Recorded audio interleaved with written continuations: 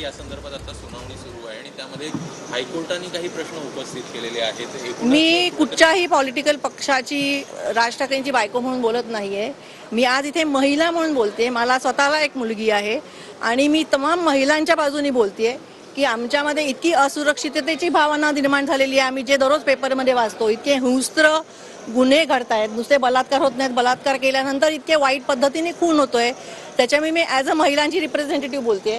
तुम्ही राजकारणी काय बोलतायत, समोरचे विरोधी पक्ष काय बोलतायत, कोर्ट काय बोलतंय, मला त्याच्याशी कोणाशीही पडलेली नाहीये।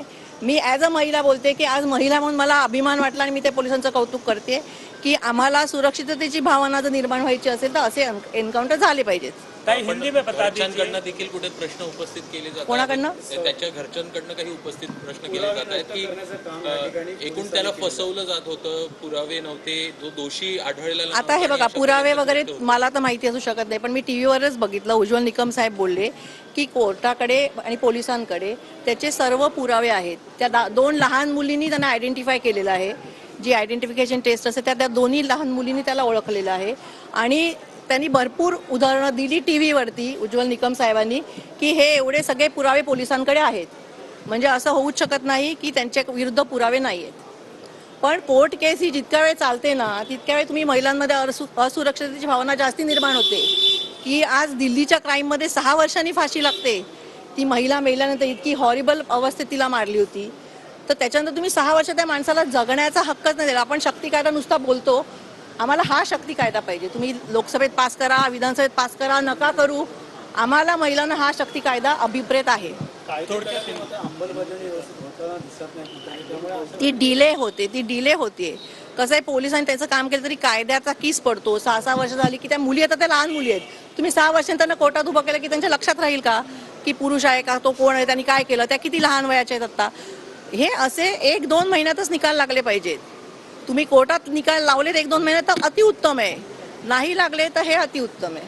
पण कुठेतरी लोकशाहीला हे सगळं मारक आहे असे देखील प्रश्न। तुम्हाला असं नाही वाटत की महिलांवरती अत्याचार होतात ते लोकशाहीला मारक आहेत? हां, ते लोकशाहीला पूरक आहेत का? आणि ज्या स्पीडनी वाढत आहेत, म्हणजे मी गेल्या महिन्यात गेले होते, एका दिवसात 3 बलात्कारासाठी मी 3 महिलांना भेटले, ते लोकशाहीला पूरक आहेत असं तुम्हाला जर वाटत असेल तर हेही लोकशाहीला पूरक आहे। महिलाओं पर मूर्खपण आहे। मी तुम्हाला सगळ्यांना आठवत असेल की हैदराबादला एका मुलीवर बलात्कार झाला होता आणि 4 बलात्कारांना हैदराबाद पोलिसांनी ग्राउंडवरती एन्काउंटर केलं होतं। तेव्हा हेच विरोधी पक्ष आत्ता जे सकाळी सकाळी बोंबलत आहेत त्यांच्या वृत्तपत्रात त्या हैदराबादच्या पोलिसांचं कौतुक केलेलं होतं। मग हैदराबादच्या पोलिसांना वेगळा न्याय आणि महाराष्ट्रातल्या पोलिसांना वेगळा न्याय असा कसा असू शकतो? जर त्यांनी एन्काउंटर केलं, त्यांची कौतुक केलं पाहिजे, तर ह्यांनी एन्काउंटर केलं असेल तर ह्यांचंही कौतुकच केलं पाहिजे।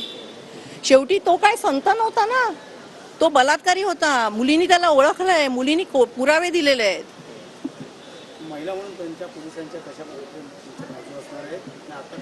मी त्यांना असं सांगितलंय, मला खात्री आहे की सरकार आणि पोलीस डिपार्टमेंट कायद्याने त्यांना संरक्षण, त्यांच्या बाजूने वकील उभे करतील।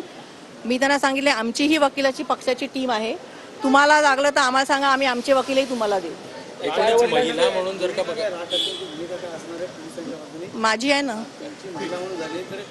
त्यांचीच बायको आहे मी। कुठल्या पुरुषाला आवडेल हो की महाराष्ट्रात बलात्कार होत आहेत? मला एक पुरुष दाखवा की जो सांगेल की अरे वा छान होतंय। त्यांच्या बाजूने कोणालाही हे पटणार नाही। महिलांवरती जे अत्याचार चालले ते कोणालाही पटणार नाही। एकूण महिला म्हणून तुम्ही हे सगळं बोलत असताना कुठेतरी कायदे जे आहेत ते यातनं कायदे अतिशय तकलादू आहेत, ब्रिटिशकालीन आहेत आणि आपण वर्षोनवर्ष बोंबलतोय की ते कायदे बदलले पाहिजेत, तुम्ही फास्ट कायदे केले पाहिजेत। त्या काळात एवढे गुन्हे होत नसतील, आताच्या काळात ज्या गुन्ह्यांचा स्पीड आहे तो त्या काळात नसेल, आताच्या पॉप्युलेशन जेवढं आहे तेवढं त्या काळात नसेल। वकील कमी आहेत, जज कमी आहेत, कोर्ट कमी आहेत, केसेस उभारायला ऑब्व्हियसली एवढे वर्ष लागणार। तुम्ही ते वाढवा, सगळं कायदे फास्ट करा, तर मग हे असं व्हायची वेळच येणार नाही। ज्या आरोपीचं एन्काउंटर झालं त्याच्या आईवडिलांचं असं म्हणणं आहे की कोणाला तरी वाचवण्यासाठी माझ्या मुलीचा बळी घेतला। आता त्याच्याबद्दल मी काय बोलू? हे बघा, मी त्यांच्याशी दुःखात त्यांच्या सहभागी होऊ शकते कारण त्यांनी त्यांचा मुलगा गमावलाय, पण त्या मुलांनी काय केलं ह्याच्यात मी सहभागी नाही होऊ शकत। मग आम्ही त्या दिवशी आमचे पक्ष सगळीकडे फिरतोय, सगळ्या शाळांमध्ये CCTV कंपल्सरी असला पाहिजे, नंबर 1। नंबर 2, जे लहान मुलांचे ग्रेड्स आहेत, ज्युनियर, सिनियर, नर्सरी, इथे पुरुष असलाच नाही पाहिजे। एखाद्या लहान मुलीला पुरुष कसा काय टॉयलेटला नेऊ शकतो? त्याच्यामुळे जोपर्यंत मुलं टॉयलेटला ट्रेनिंग नसतात तोपर्यंत मुलगा असलाच नाही पाहिजे। एवढी तर बेसिक रिक्वायरमेंट प्रत्येक शाळांनी फॉलो केली पाहिजे. काही शाळेत आता सीसीटीव्ही नाहीये ज्याच्यामुळे लिस्ट द्या मला, आम्ही लगेच ऍक्टिव्ह होतो. अपोजिशन जो है वो बार बार सवाल उठा रहा है कि जिस प्रकार से ये एनकाउंटर किया है वो फर्जी एनकाउंटर बताया जा रहा है इसको, किस प्रकार से देखते हैं इस प्रकार के बयान? मैंने अभी मुझे मैसेज आया था, वो मराठी में बताया, मैं अभी आपको बोलती हूँ कि मैसेज ऐसा है, मुझे आया है व्हाट्सअप, अगर एनकाउंटर हुआ है तो पुलिस का अभिनंदन, मतलब कॉन्ग्रेचुलेशंस, और अगर ये फेक एनकाउंटर हुआ है तो डबल कॉन्ग्रेचुलेशंस. एक महिला करके मैं ऐसे बोल रही हूँ कि इतने क्राइम्स हो रहे हैं कि हमको शक्ति कायदा का जो वेट है वो 4-5 साल से उधर लोकसभा में पास नहीं हो रहा है, विधानसभा में पास होके कुछ फायदा नहीं है, तो we want justice like this. No, don't you think that this is a kind of a double standard of opposition party?